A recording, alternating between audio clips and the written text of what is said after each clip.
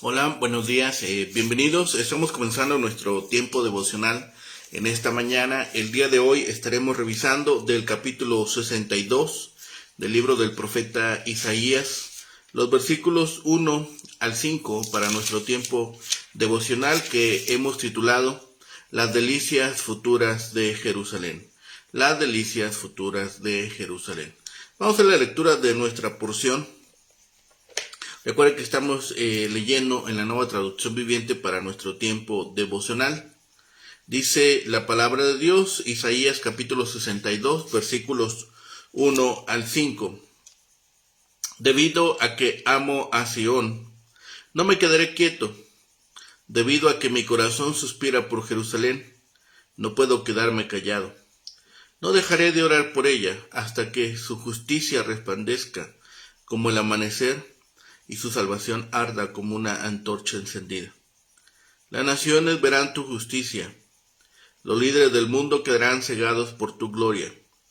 Tú recibirás un nombre nuevo, de la boca del Señor mismo. El Señor te sostendrá en su mano para que todos te vean, como una corona espléndida en la mano de Dios. Nunca más te llamarán la ciudad abandonada, ni la tierra desolada. Tu nuevo nombre será la ciudad del deleite de Dios y la esposa de Dios, porque el Señor se deleita en ti y te reclamará como esposa. Tus hijos se dedicarán a ti, oh Jerusalén, como un joven se dedica a su esposa. Entonces Dios se regocijará en ti, como el esposo se regocija por su esposa. Bien, las delicias futuras de Jerusalén, el cuidado de Dios por su iglesia y su pueblo. La preparación para la venida del Señor. Gran parte de este capítulo habla acerca de la preparación que se hace para la venida del Señor y para la restauración de su pueblo, ampliando así las ideas, ampliando así el comentario de Isaías 40. Fe, trabajo y oración. Se desarrolla el mismo tema, pero con una lección adicional y notable. El hecho de que la restauración de Israel a su tierra como esposa antes dejada y ahora amada había de ser obra de la gracia y del poder de Jehová. No mengua la responsabilidad del profeta ni del resto fiel que representaba de trabajar e interceder constantemente hasta haber cumplido los propósitos de Dios.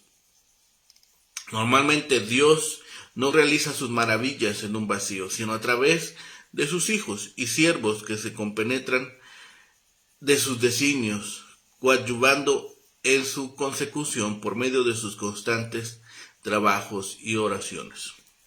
El pacto del Eterno. Este capítulo continúa con el soliloquio del siervo del Eterno que empezó en el capítulo anterior.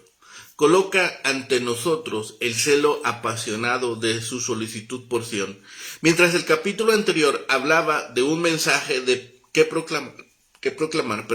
Este evidencia la determinación de proclamarlo y promover su realización.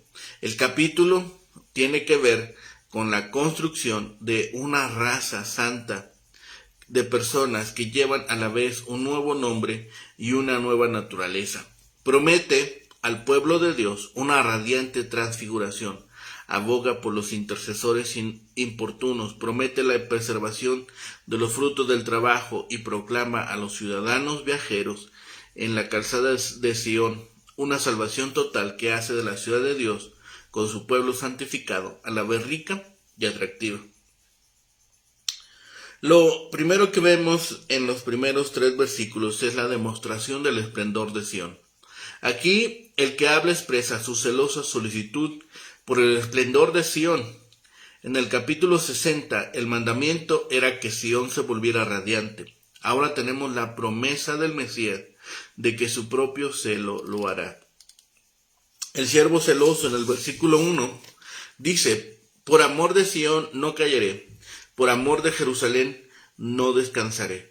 Los comentaristas han sugerido 3 posibles identificaciones del que aquí habla: Dios, su siervo único y el profeta. La segunda posibilidad parece que está más en armonía con lo que sigue. De modo que el que habla en este capítulo es el mismo que en el anterior.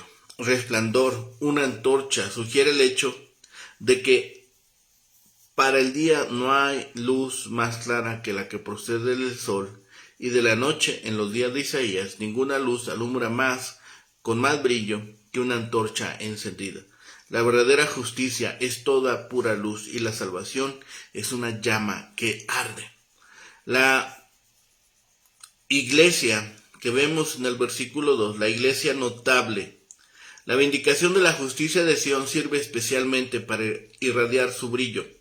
Verán más gente en las naciones su triunfo, y todos los reyes contemplarán su esplendor. Además, esta nueva gloria exige un nuevo nombre de acuerdo con su naturaleza transformada, pero este solo puede ser anunciado por el Dios eterno, puesto que es un nombre misterioso, conocido solamente por él.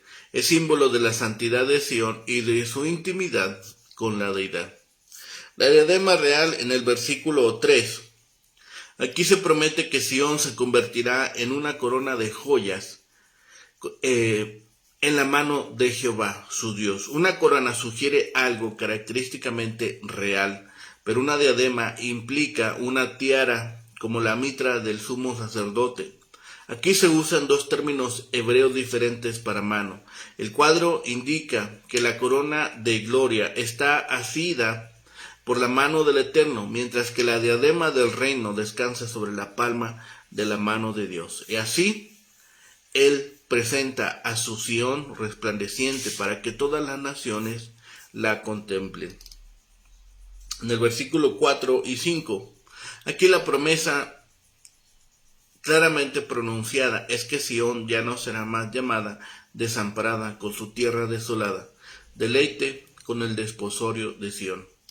La esposa deleitosa, versículo 4, bajo las incursiones asirias la tierra había quedado desolada, pero ahora se le promete que será llamada Beula, que significa desposada. Isaías, fiel a su formación, consideraba el estado matrimonial no solo fecundo, sino como un estado en el cual se reconoce a un señor o esposo. De ahí que la tierra ha de ser ocupada y cultivada. El esposo regocijado. Se dice a veces que los habitantes de las áreas rurales están casados con la tierra. Aún en la época moderna, en este sentido, se puede decir que la región de Sión está casada con sus hijos que aman y protegen la tierra. Pero en otro sentido, la verdadera esposa de Dios está compuesta por el pueblo de Sión. De ahí que leamos, así se gozará contigo el Dios tuyo. El mensaje de este doble uso de la figura del matrimonio sugiere que la Tierra Santa no será una virgen no escogida, ni una esposa repudiada, ni una viuda, sino una esposa que vive en la felicidad conyugal, sea la tierra o el pueblo, por tanto será llamada deleitosa. La preparación para la venida del Señor la vemos en este capítulo. Gran parte de este capítulo habla acerca de la preparación que se hace para la venida del Señor y para la restauración de su pueblo, ampliándose las ideas, como hemos dicho, que se presentaron en el capítulo 40. Hay una consideración adicional. ¿Quién es el que habla? ¿El Mesías, el Señor, Dios el Padre o el profeta? Puesto que el sujeto del versículo 6 parece señalar que el Padre habla, puede ser que también lo haga en los versículos 1 al 5. El Señor anunció que seguirá actuando a favor de Jerusalén hasta que su justicia, salvación y gloria sean evidentes en todo el mundo. La ciudad sea conocida con un nuevo nombre. No se menciona aquí cuál será su nombre, pero se dan algunas opciones en el capítulo 62. En el antiguo cercano oriente los nombres llevaban implícitos el significado del carácter de una persona. Así que cuando se dice que Jerusalén tendrá un nuevo nombre, quiere decir que tendrá un nuevo carácter justo. Así como una corona y una diadema, un aro grande de metal que se coloca en la cabeza, adornan la cabeza, así Jerusalén será como un adorno para Dios. Ella desplegará su gloria. Sus habitantes manifestarán el carácter divino en su conducta. La nueva relación de la ciudad con Dios es comparada con la alegría que trae el matrimonio. En lugar de tener características de antes, que estaba desamparada y desolada, será llamada Jesús va.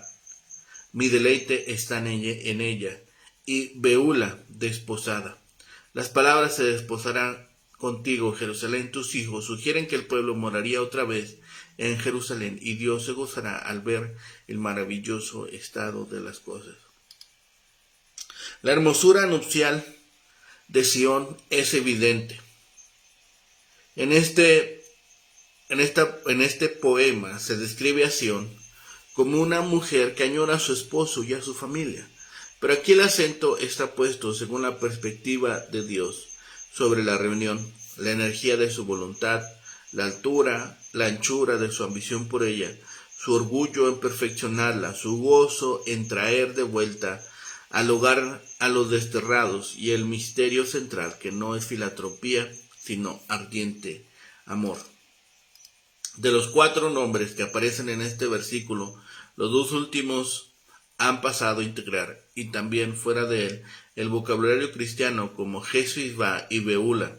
Su mención juntas ilustra el contraste entre la fe bíblica y los cultos cananeos.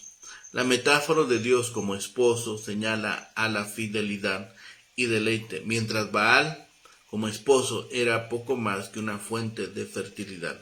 Los hijos de Sión pueden hacer que la metáfora suene mal en nuestros oídos, pero llevan la intención de enriquecerla, recordándonos que los piadosos están desposados con la ciudad madre al par que engendrados por ella, cuya restauración significará la delicia tanto de ellos como de Dios.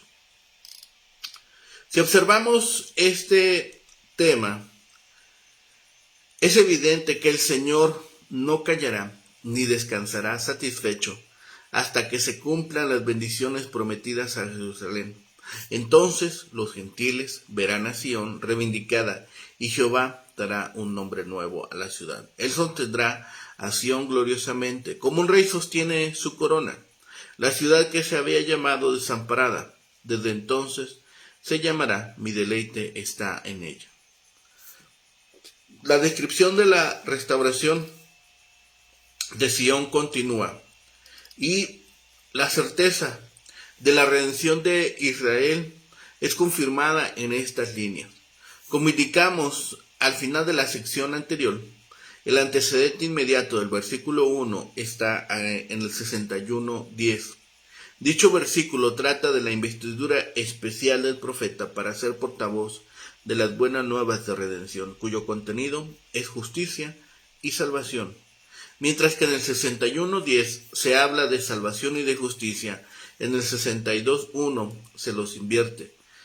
Pero por lo que indican los versículos 2 y 3, la justicia del pueblo de Dios es lo que se hace visible o se exterioriza ante las demás naciones, y que equivale a su gloria. Luego, como concepto, la justicia sucede en la salvación. Después de que la salvación ha sellado un pasado de ignominia, confiriendo al pueblo de Dios un nombre nuevo otorgado por la boca misma de Jehová, su resplandor alcanza a las demás naciones. El profeta ha sido comisionado para anunciar este mensaje, y sumamente entusiasmado y entusiasta promete no callarse ni quedarse quieto hasta que la justicia de Sión irradie como luz y su salvación arda como antorcha. En los versículos 4 y 5, el profeta introduce un juego de conceptos basados en el nombre de mujeres en hebreo, a los cuales confiere un contenido histórico. Igualmente, juega con las asociaciones de ideas que aporta el doble sentido del verbo Baal, que significa poseer y también desposar. Veamos cómo se desarrollan estas ideas. Los nombres de mujeres son Azuba, Primera de Reyes 22:42, que significa desamparada. Jezibá, Segunda de Reyes capítulo 21, versículo 1, que significa mi deleite está en ella, y posiblemente también Beula, desposada. A partir de estos nombres, el profeta describe los efectos transformadores de la salvación de Sión, palpables en la restauración de la tierra a sus dueños, los hijos de Israel. En el versículo 5, sobre la base del sentido doble del verbo Baal, quizá hubiera sido más adecuado traducir: así te poseerán tus hijos, es decir, los habitantes de Sión, en lugar de así te desposarán tus hijos. Aquí, el Hijo de Dios asegura a su iglesia que su amor no faltará y que intercederá por ella en todas las pruebas y dificultades. Será llamada por un nombre nuevo, un nombre grato, que como nunca antes fue llamada. El estado de la verdadera religión en el mundo antes de la predicación del Evangelio era que nadie parecía interesarse realmente. Dios, por su gracia, ha obrado en su iglesia lo que hace su delicia. De esto aprendemos motivos de santidad. Si el Señor se regocija en nosotros, regocijémonos en su servicio. El Señor hace aquí, pues, juramento de bendecir a los redimidos. El capítulo 61 comenzó con las palabras del Mesías y cerró con el canto de alabanza de una persona que había sido vestida con las vestiduras de salvación. Este capítulo abre con las palabras del Señor mismo concernientes a su iglesia. Él creó la iglesia por su gracia a través de su palabra. Por amor de Sión y por amor de Jerusalén, no permanecerá en silencio. Las bendiciones que Dios ha preparado para su pueblo son demasiado importantes y demasiado maravillosas como para mantenerlas ocultas. Sión y Jerusalén se refieren a la iglesia de Dios. No entenderemos el punto principal del mensaje del Señor si les aplicamos estos términos a los reinos terrenales de Judá e Israel. Las interpretaciones que tratan de encontrar en estos lugares físicos el cumplimiento profético yerran ante la realidad de la historia, cuando una y otra vez los reinos terrenales no les pudieron proporcionar la paz y la prosperidad a los ciudadanos que las anhelaban. Con el fin de hacer la profecía compatible con la historia, algunos han incluso sugerido que Sión y Jerusalén entrarán algún día en la era milenaria en que todas las profecías se cumplirán literalmente en la tierra. Pero Dios no anuncia las maravillas de ninguna entidad política concebida o llamada Sión y Jerusalén, ni se interesa en ninguna otra organización visible, incluyendo la Iglesia cristiana organizada. Sión y Jerusalén se refieren a la Iglesia invisible de los creyentes en Jesucristo. Esta Sión siempre estará escondida de nuestra vista física. No será invisible mientras estemos aquí en la tierra. La reconoceremos ahora porque sus ciudadanos se reúnen para escuchar el mensaje de la gracia de Dios en Cristo y para recibir sus sacramentos. Pero a través de la historia del mundo, la Iglesia no aparece gloriosa al compararla con todo lo demás. Al contrario, en el mundo la vemos perseguida y ridiculizada. Pero esto no impide que Dios proclame el mensaje de su gracia y su misericordia, el cual crea y sostiene a la iglesia. Es todo por gracia que el Señor le da a su pueblo el perdón y la paz. Jesucristo el Mesías murió y resucitó para realizar lo prometido. Los esfuerzos de Dios crearon al pueblo que ha venido a ser su Sión y su Jerusalén, el pueblo que Él ha sacado de la oscuridad para ser su nación santa y escogida. Ellos son su pueblo aquí en este mundo, y después que se termine esta vida, entrarán en la nueva Jerusalén que espera a los creyentes.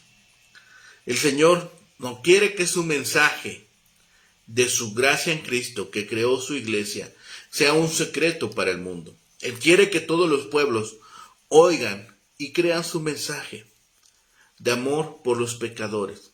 Dios no guardará silencio hasta que la justicia que les pertenece a todos los creyentes brille hasta el grado que todas las naciones la vean. ¿Cómo anuncia esto el Señor? Por supuesto, las Escrituras hacen ese claro anuncio, pero Dios también obra a través de su pueblo. Jesús le dijo a sus discípulos, me seréis testigos, Hechos 1:8. Por eso Dios obra por medio de la proclamación que hace su pueblo. Primero, Él les da el poder para hablar de su gracia, como hizo Esteban ante la multitud que le apedreó. Segundo, por la proclamación del Evangelio, Dios llama a otros que vean y crean. Todo el proceso se convierte en una gran cascada, en un ciclo continuo. Mediante las buenas nuevas, Dios le da el poder a su pueblo para dar testimonio de Cristo y obra por medio de su mensaje para llevar a otros a la fe. Después les da poder a esos nuevos creyentes para que proclamen el Evangelio y obra nuevamente por medio de su mensaje para llevar a otros más a la fe. Este ciclo ha continuado durante siglos hasta el presente. Dios no ha permanecido en silencio debido a que las buenas nuevas de la misericordia de Dios en Jesucristo han venido por medio de las voces de sus hijos. Su Evangelio continúa su gloriosa labor. El Señor no es indiferente para con su pueblo, a quien Isaías llama aquí Sión y Jerusalén. Dios se deleita en su pueblo. Él los ha creado, los ha protegido y les ha prometido bendiciones maravillosas. Isaías llama al pueblo santo de Dios corona de gloria y diadema de realeza. Y como el Señor tiene en su mano a la iglesia, descrita como una corona en su mano, ella es su obra de arte, su creación, a la cual desea exhibir ante el mundo. Dios obra como el artista que ha hecho todo para embellecer a su iglesia. Él ha empleado tiempo para cumplir las profecías que fueron hechas a lo largo de las páginas de las Escrituras. Ha dedicado la santa y preciosa sangre de su unigénito Hijo para lavar los pecados de la iglesia. Ha obrado mediante el Evangelio para llamar a los seres humanos y hacerlos suyos. Dios continúa en nuestros días dándole a su iglesia el poder para proclamar el dulce mensaje del perdón y de la vida eterna. Él quiere demostrar su maestría y el esfuerzo que ha dedicado en su iglesia. Sin embargo, en la historia de este mundo, la iglesia aparece más desolada y abandonada que gloriosa. Así como los lectores de Isaías fueron dirigidos a mirar hacia el futuro, también el pueblo de Dios mira adelante. No a un nuevo capítulo de la historia del mundo y de la política, sino al final del libro del mundo y al amanecer de la nueva, gloriosa y celestial Jerusalén. En este mundo, el pueblo de Dios no tiene ciudad permanente, sino que mira hacia el radiante futuro, a la ciudad que los espera. La iglesia sabe, porque Dios así lo prometió, que esa gloriosa ciudad está más allá del tiempo y del espacio. Aquí encontramos otra de esas promesas que se les dan a los creyentes, una muestra de lo que les espera. Los creyentes confían en la gracia y en la misericordia de Dios que Él comparte con ellos por medio de la palabra. Es a través de la palabra que sus hijos saben de su amor por ellos y son reconfortados en el mundo donde la deslealtad y el desamparo ocupan un papel predominante. Aunque algunas veces parezca que es así, los creyentes no están abandonados, sino que están en manos de Dios y Él les promete su bendita presencia y protección. Sin embargo, por el momento esperan el futuro cuando la presencia con Dios será completa e inmediata. Por medio de Isaías, Dios les recuerda a los fieles las bendiciones de las cuales son herederos. Aun cuando aquí se pudiera decir que están agobiados y desamparados, no es así. Dios se deleita en ellos y les da un nuevo nombre. Isaías va a hablar más específicamente sobre ese nombre al final de este capítulo. Pero aquí los nuevos nombres son Jefisba, que significa en ella está mi deleite, y Beula, que significa casada. El comentario que hace el mismo Dios sobre estos nombres habla del amor que tiene por su pueblo y la alegría de ellos por causa de su gracia. La metáfora es la de un matrimonio y se adelanta a las palabras que escribió Pablo en el capítulo 5 de Efesios acerca de la iglesia como novia de Cristo, a fin de que pueda estar cuidado, protegido, siempre amparado y nunca más abandonado. El pueblo de Dios está unido en matrimonio a Cristo. Sus integrantes se sujetan a Él disfrutan de su amor y se deleitan en esa relación. Las palabras "así se gozará contigo el Dios tuyo" demuestran que Jehová, Dios mismo, también se goza en su iglesia. Quizá pueda persistir alguna confusión en este pasaje porque se desposarán contigo tus hijos, pero en un ámbito más amplio describe el gran regocijo que produce la relación entre Dios y su iglesia. Dios se deleitará por causa de su pueblo, y los creyentes se regocijarán por la gracia de Dios, e incluso se gozarán los unos en los otros, como Pablo dijo: pues ¿cuál es nuestra esperanza, gozo o corona que me gloríe? ¿No lo sois vosotros delante de vuestro Señor Jesucristo en su venida? Vosotros sois nuestra gloria y gozo. Primera Tesalonicenses capítulo 2 versículos 19 y 20. La iglesia del Nuevo Testamento cumple las promesas, pero la gloria y el gozo de la iglesia eterna en el cielo están más allá de todo lo que hoy conocemos. Ahora la iglesia proclama la gracia de Dios en el mundo de oscuridad y tiene que soportar tiempos de desolación y decadencia. Solo en la iglesia celestial se cumplirán plenamente las palabras que Dios nos da por medio de Isaías. Todos estos elementos, todas estas cosas que hemos revisado hoy, nos llevan al instante de reconocer que el deleite de Dios estará en la iglesia, que estaremos casados, que tendremos estas arras. Dios nos ha dado estas promesas. Dios nos ha permitido tener este gozo. Así que no descansemos en el trabajo que Dios nos ha dado. Es bueno seguir orando con insistencia por aquellos que están extraviados, por aquellos que están lejos de Dios, y que un día ellos también puedan venir y reconocer las delicias que Dios ha dado a su iglesia, el cuidado que Dios tiene por su iglesia y por su pueblo. Oremos con fe, sigamos trabajando y permanezcamos en oración. Oremos. Padre nuestro que estás en los cielos, Señor bendito, gracias te damos, Señor, por tus bendiciones, por tu amor, por tu misericordia. Permítenos, Señor, en este tiempo, seguir el trabajo que nos has encomendado.